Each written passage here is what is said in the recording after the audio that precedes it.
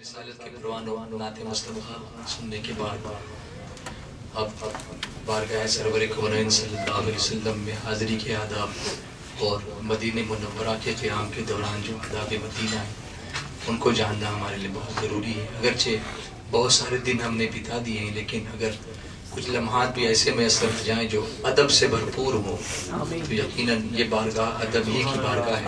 اعلیٰ حضرت امام اہل سنت فرماتے ہیں حرم کی زمین اور قدم رکھ کے چلنا ارے سر کا موقع ہے ہو جانے والے۔ تو میں حضرت امیر سنت دعوت اسلامی حضرت مولانا حافظ قاری محمد شاکر صاحب اللہ نوری سے گزارش کرتا ہوں کہ وہ آداب مدینہ کے تعلق سے ہمیں کچھ ہدایتیں عطا فرمائیں۔ نعرہ تکبیر، نعرہ رسالت، امیر سنت دعوت اسلامی، مسلک اعلیٰ حضرت سرکار کی نحمدہ ونسلم علی رسولہ الکریم، اما بعد فاعوذ باللہ من الشیطان الرجیم، بسم اللہ الرحمن الرحیم۔ لا اقسم بہذا البلد وانت حل بہذا البلد، صدق اللہ العظیم۔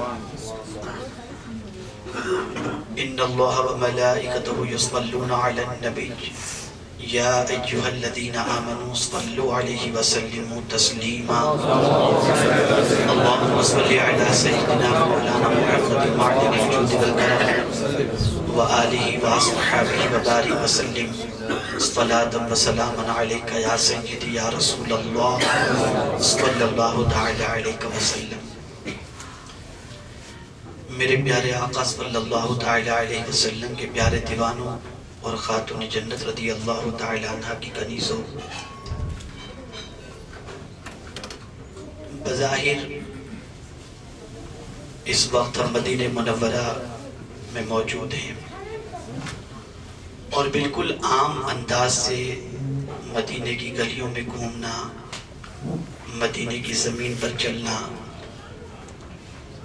مدینہ میں قیام کرنا، گفتگو کرنا، اس طریقے سے ہم اپنا ٹائم گزار رہے ہیں۔ لیکن حقیقت میں ہم یہ نہیں جانتے کہ یہ شہر کتنی عظمت والا شہر ہے۔ حضرت سلیمان علی نبینا علیہ السلام جب اپنے تخت پر سوار ہو کر آسمان پر اڑ رہے تھے تو جب مدینے کی حد شروع ہوئی تو آپ نے اپنے خدام سے فرمایا کہ میرا تخت نیچے اتار دو۔ تخت نیچے اتارا گیا اور پورا مدینہ حضرت سلیمان علیہ السلام پیدل چلے۔ پوچھا گیا کہ یوں تو آپ ہوا میں اڑتے ہوئے تخت پر سفر فرما رہے تھے، لیکن اس زمین پر پیدل چلنے کی وجہ کیا ہے؟ ارشاد فرماتے ہیں کہ یہ وہ سرزمین ہے جہاں اللہ کے آخری نبی آرام فرمائیں گے۔ میرے پیارے آقا صلی اللہ تعالی علیہ وسلم کے پیارے دیوانوں، اب اس شہر کی عظمت قرآن شریف سے بھی آپ سمجھیں۔ اللہ رب العزت نے ارشاد فرمایا لا اقسم بہذا البلد وانت حل بہذا البلد۔ میں اس شہر کی قسم اس لیے یاد کرتا ہوں کہ میرے محبوب تم اس میں موجود ہو۔ بظاہر یہ آیت کریمہ مکہ مکرمہ میں نازل ہوئی۔ اب آپ دیکھیں مکہ مکرمہ میں خانہ کعبہ بھی موجود ہے، میدان عرفات بھی موجود ہے، مقام ابراہیم بھی موجود ہے، یہ ساری چیزیں موجود ہیں۔ لیکن اللہ رب العزت نے اپنے بندوں کو مزاج دیا کہ میرے بندوں یقیناً کعبہ یہاں پر ہے، یقیناً مقام ابراہیم یہاں پر ہے، یقیناً صفا مروہ یہاں پر ہے، یقیناً میدان عرفات یہاں پر ہے۔ لیکن میری شان یہ ہے کہ جب دو عظمت والی چیزیں ہوں تو ان میں جو سب سے زیادہ عظمت والی چیز ہو اس کی قسم یاد کرنی چاہیے۔ تو کعبے سے بھی عظمت والا اگر کوئی ہے تو میرا محبوب ہے، اس لیے میں قسم جو ہے وہ کعبے کی نہیں کھا رہا ہوں، کعبے کی نہیں یاد کر رہا ہوں، بلکہ میں قسم اس لیے یاد کر رہا ہوں کہ کعبے سے بھی افضل میرا محبوب ہے، اس لیے میں کہہ رہا ہوں کہ قسم اس شہر کی نہیں بلکہ محبوب آپ اس شہر میں موجود ہیں، اس لیے اس شہر کی میں قسم یاد کر رہا ہوں۔ یہاں سے یہ بات سمجھ میں آئی کہ جہاں حضور صلی اللہ علیہ وسلم کے قدم پڑے ہوئے، جہاں جسم رسول صلی اللہ علیہ وسلم موجود ہو، وہ جگہ سب سے افضل و اعلیٰ ہے۔ اور کسی مکتبہ فکر کے مولویوں کے درمیان یہ اختلاف ہے ہی نہیں کہ جس جگہ حضور صلی اللہ علیہ وسلم کا جسم لگا ہے، ہر مسلک کے ماننے والے اس بات کا اعتراف کرتے ہیں کہ وہ جگہ عرش اعظم سے بھی افضل، عرش اعظم سے بھی افضل۔ ہر مسلک کا ماننے والا اس بات کا اعتراف کرتا ہے۔ اب پتہ یہ چلا کہ ہم اس سرزمین پر ہیں جس سرزمین میں ایک جگہ ایسی بھی ہے جو عرش اعظم سے بھی افضل ہے۔ اب یہاں ایک تھوڑی سی بات آپ کے سامنے میں عرض کروں۔ حضور صلی اللہ تعالی علیہ وسلم کے قدم کتنے برکت والے ہیں۔ آپ یہ بتائیے کہ ایک بندے کو جنت کب ملے گی؟ اللہ کی جو بنائی ہوئی جنت ہے وہ کب ملے گی؟ ایمان پر اس کا خاتمہ ہو، قبر میں اس کو دفن کیا جائے، پھر اس کے بعد حساب و کتاب ہو، پھر اس کے بعد فیصلہ ہوگا، پھر مولا اپنی جنت میں اس بندے کو داخل فرمائے گا۔ لیکن میرے مصطفیٰ جان رحمت کی جنت کا عالم کیا ہے کہ مدینے ہی میں جنت کا ایک ٹکڑا حضور نے رکھ دیا، جیتے جی جنت میں چلے جیتے جی۔ اور یہاں سے یہ بات سمجھ میں آئی کہ آقا کریم صلی اللہ علیہ وسلم کو اللہ نے یہ اختیار دیا ہے کہ زمین کے ٹکڑے کو چاہیں تو جنتی بنا دے، زمین کے ٹکڑے کو۔ اور یہ ٹکڑا جسے رسول اعظم صلی اللہ علیہ وسلم نے یہ فرمایا کہ میرے گھر اور منبر کے درمیان کی جو جگہ ہے وہ ریاض الجنہ ہے، جنت کا ٹکڑا ہے۔ اسی ٹکڑے کو سرکار نے کیوں فرمایا؟ وجہ یہ ہے کہ یہ وہ جگہ ہے جہاں سب سے زیادہ حضور صلی اللہ علیہ وسلم کے قدم پڑے ہیں، سب سے زیادہ۔ اور ایک تاریخی بات شاید آپ پہلی مرتبہ سنیں، حدیث سے یہ ثابت ہے، منبر رسول صلی اللہ علیہ وسلم جہاں پر موجود ہے وہ کہاں ہے؟ حضرت اسماعیل علیہ السلام نے ٹھوکر ماری تو زمزم نکلا، اور میرے آقا صلی اللہ علیہ وسلم فرماتے کہ میرا منبر میرے حوض کوثر پر ہے، یعنی کہ منبر کے نیچے حوض کوثر ہے، تو مصطفیٰ کے قدم جہاں لگ گئے اس کے نیچے حوض کوثر اللہ نے جاری کیا۔ پھر آپ دیکھیں مانگنے کے حوالے سے کہتے ہیں سرکار کی طرف ہاتھ اٹھا کر نہ مانگو، کعبے کی طرف، اور خدا فرما رہا ہے کہ میں کعبے کی قسم یاد نہیں کرتا، محبوب تمہاری قسم یاد کرتا۔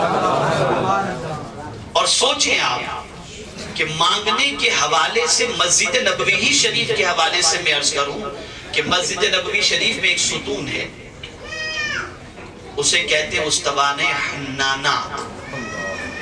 اس نے مانگنے کا ڈھنگ بتایا اور حضور کیا عطا فرما سکتے ہیں یہ بھی بتایا۔ یہ استوانِ حنانہ کیا ہے؟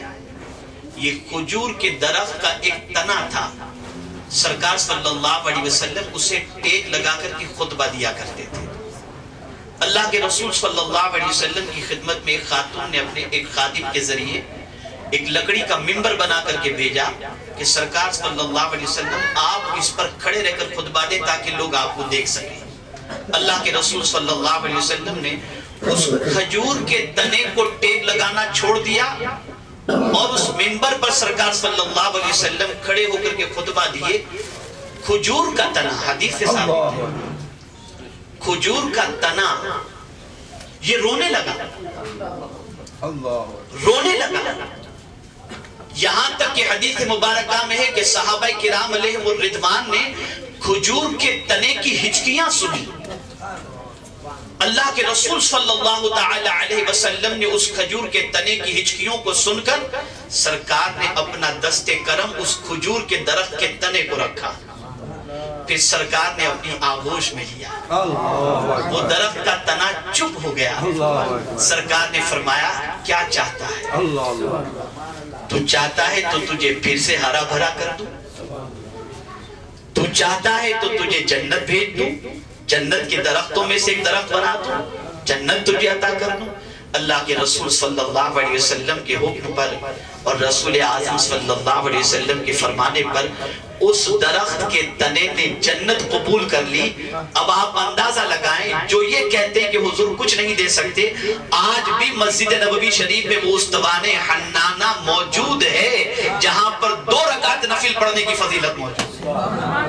یہ نشانی آج بھی موجود ہے۔ سبحان اللہ۔ میرے پیارے آقا صلی اللہ علیہ وسلم کے پیارے دیوانوں، اس بات کو ذہن میں رکھو کہ اس سرزمین پر ہم ہیں جس سرزمین پر فرشتہ ایک بار آئے تو دوبارہ اسے آنے کی اجازت نہیں مل سکتی۔ یہ میرے آقا کا کرم ہے کہ گنہگاروں کو بار بار بلایا۔ یہاں ایک بڑی پتے کی بات، ایمان تازہ ہو جائے گا۔ ایک بزرگ، اللہ تعالیٰ ان کو غریق رحمت فرمائے، بڑی محبت فرماتے تھے اور بڑے زبردست عاشق رسول تھے۔ وہ مدینہ منورہ میں تشریف لائے تھے اور بڑا کرم فرمایا ملاقات کے لیے جب حضرت تشریف لائے، اور پھر جب میں حضرت کو چھوڑنے کے لیے ان کی گاڑی کے پاس پہنچا تو ایک صاحب حاضر آئے۔ انہوں نے مجھ سے کہا کہ حضرت سے میرے لیے دعا کروائیں۔ تو میں نے کہا آپ بھی کہیے، جو دعا کروانی حضرت سے کروا لو۔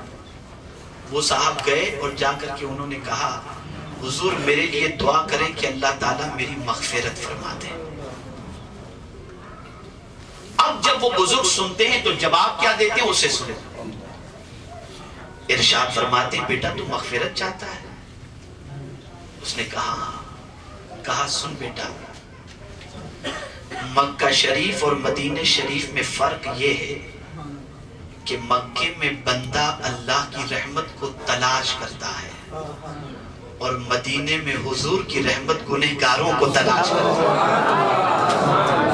یہاں تو بلایا ہی اس لیے جاتا ہے کہ مغفرت کا مزدہ دے دیا جائے، اور یہاں خدا خود بھیجتا ہے کہ جاؤ مغفرت چاہیے تو میرے محبوب کے پاس جائے۔ اسی لیے سرکار صلی اللہ علیہ وسلم فرماتے ہیں من زار قبری وجبت لہو شفاعتی، جس نے میری قبر کی زیارت کی اس پر میری شفاعت واجب ہے، میری شفاعت واجب ہے۔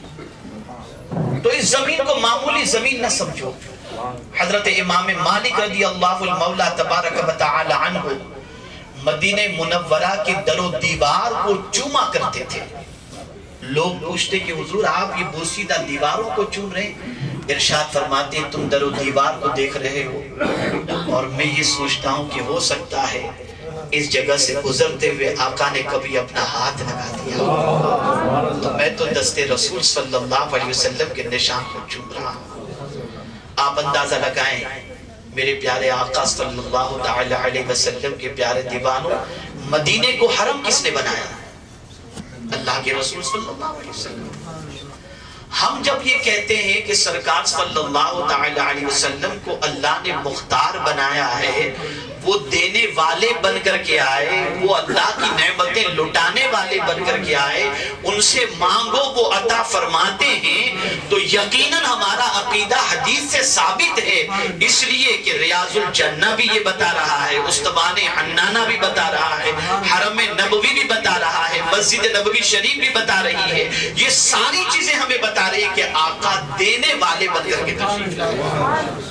اب یہاں ایک بڑے عظیم بزرگ کا قول آپ کے سامنے پیش کروں کہ فرمایا گیا جس طریقے سے عرفات کے میدان میں ایک حاجی کے لیے ضروری ہے کہ وہ یہ عقیدہ رکھے کہ یوم عرفہ کو اللہ کی بارگاہ میں جو بھی دعا کرے گا اللہ اس کی دعا کو قبول فرمائے گا، ویسے ہی ایک مومن کے دل میں یہ عقیدہ ہونا چاہیے کہ بارگاہ مصطفیٰ میں پہنچ کر جو مانگوں گا مصطفیٰ عطا فرمائے، یہ عقیدہ ہونا چاہیے۔ اسی لیے میرے اعلیٰ حضرت کہتے ہیں مانگیں گے مانگے جائیں گے منہ مانگی پائیں گے، سرکار میں نہ لا ہے نہ حاجت اگر کی ہے، اور یہ شعر تو مجھے بڑا پسند ہے اعلیٰ حضرت کا کہ کیا کہوں، لا ورب العرش کس کو جو ملا ان سے ملا، بڑھتی ہے کونین میں نعمت رسول اللہ، ہم بھکاری یہ قریب ان کا خدا ان سے فزوں، اور نہ کہنا نہیں عادت رسول اللہ، نہ کہنا نہیں عادت رسول اللہ کی۔ اور یہ حدیث سے ثابت ہے، ام المؤمنین حضرت عائشہ صدیقہ رضی اللہ تعالی عنہ سے کسی نے پوچھا کہ حضور صلی اللہ تعالی علیہ وسلم کے خلق کو اللہ نے عظیم فرمایا، لیکن حضور کے اخلاق میں سے کوئی ایسا وصف اور ایسا اخلاق بھی ہمیں بتاؤ جو سب سے اعلیٰ ہو۔ ارشاد فرماتی ہیں کہ یوں تو میرے آقا کے سارے اخلاق بہت ہی بلند و بالا، لیکن ایک اخلاق سب سے افضل و اعلیٰ کہ حضور سے اگر کوئی کچھ مانگتا تو حضور کبھی نہ نہیں اور یہ بھی میں قرآن سے ثابت کروں، اللہ نے خود اپنے محبوب سے فرمایا وَأَمَّا السَّائِلَ فَلَا تَنْهَرْ، محبوب اگر تم سے کوئی مانگے تو اس کو انکار نہ کرو، اس کو چھڑکو نہیں۔ اور ہم سے کیا فرمایا؟ مومنوں سے، مانگنے والوں سے، وَمَا آتَاكُمُ الرَّسُولُ فَخُذُوا، جو رسول دے دے اسے لے لو۔ تو یہ تو قرآن سے ثابت ہے، قرآن سے ثابت ہے۔ تو میرے پیارے آقا صلی اللہ تعالی علیہ وسلم کے پیارے دیوانوں، مانگو۔ اب کیا مانگو؟ کیا مانگو؟ ہم سب نے مانگا ہوگا، مجھے نہیں معلوم کہ کس نے کیا مانگا، لیکن جو کچھ ہم نے مانگا ہے ہم جانتے ہیں، ہر کوئی جانتا ہے۔ لیکن یہاں میں آپ کو مانگنے کے حوالے سے ایک واقعہ سنا دوں، غالباً میں ہر سال یہ واقعہ سناتا ہوں۔ اللہ کے رسول صلی اللہ علیہ وسلم کی بارگاہ میں ایک اعرابی آیا اور اس نے سرکار صلی اللہ علیہ وسلم کی بارگاہ میں حاضر جب ہوا تو سرکار نے فرمایا مانگ تجھے کیا چاہیے، مانگ تجھے کیا چاہیے۔ مولا علی رضی اللہ تعالیٰ عنہ صحابہ سے فرماتے ہیں کہ میں نے سوچا کہ ابھی یہ جنت مانگ لے گا، ابھی جنت مانگے گا، لیکن اس نے کیا مانگا؟ اس نے اللہ کے رسول صلی اللہ علیہ وسلم سے عرض کیا یا رسول اللہ صلی اللہ علیہ وسلم مجھے سواری کے لیے اونٹ چاہیے۔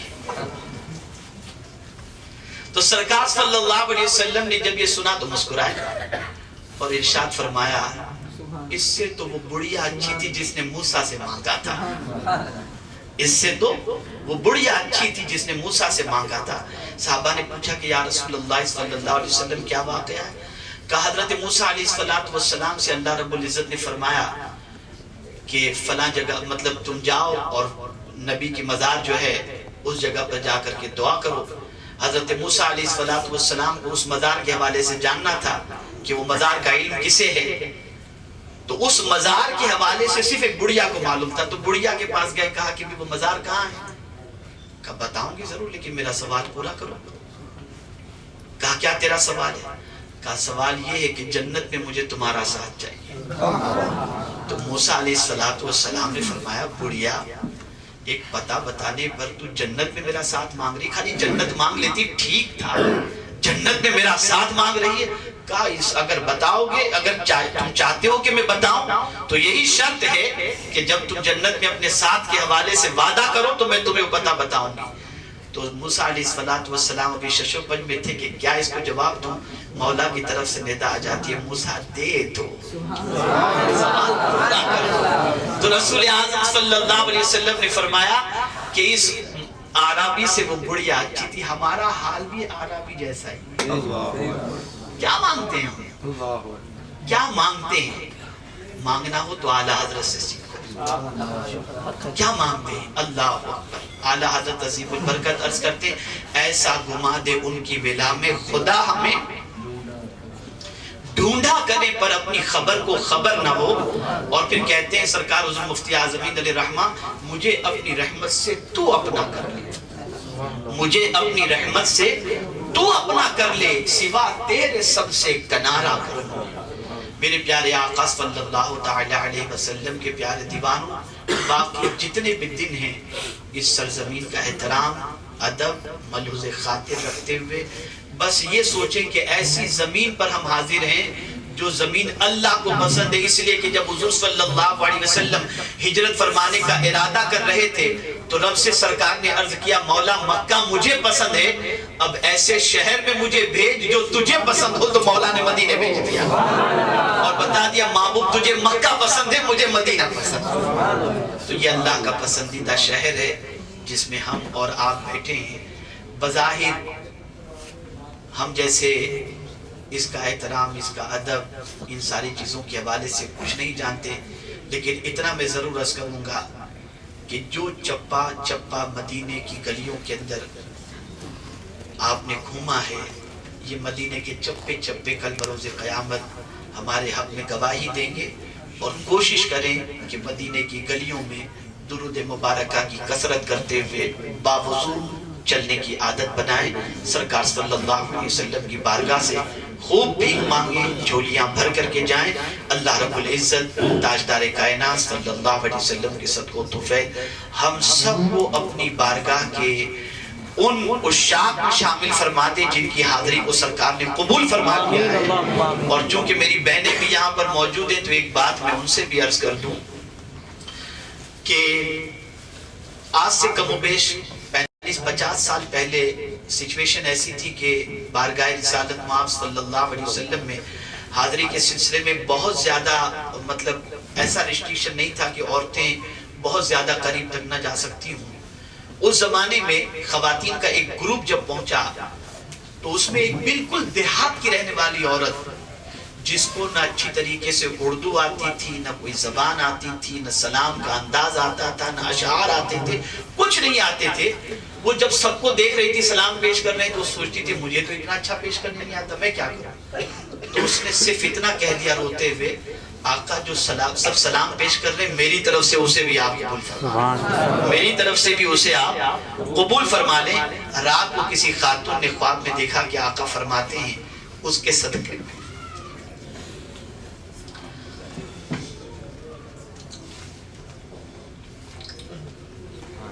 اس عورت کے صدقے میں سب کے سلام کو میں نے قبول کر لیا۔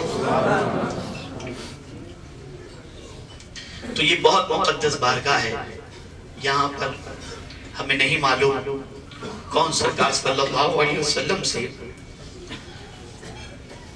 قریب ہے، حضور صلی اللہ علیہ وسلم کا پسندیدہ ہے۔ آقا کریم ہر ایک پر کرم کی نظر فرماتے ہیں، پھر وہ کیسا بھی ہو۔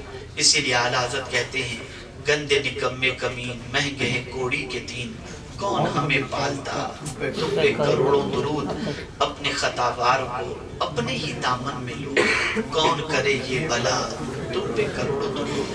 ہماری اور آپ کی پوزیشن ایسی ہے کہ کسی شرابی کو ہم مہمان نہیں بنائیں گے، کسی جواڑی کو مہمان نہیں بنائیں گے۔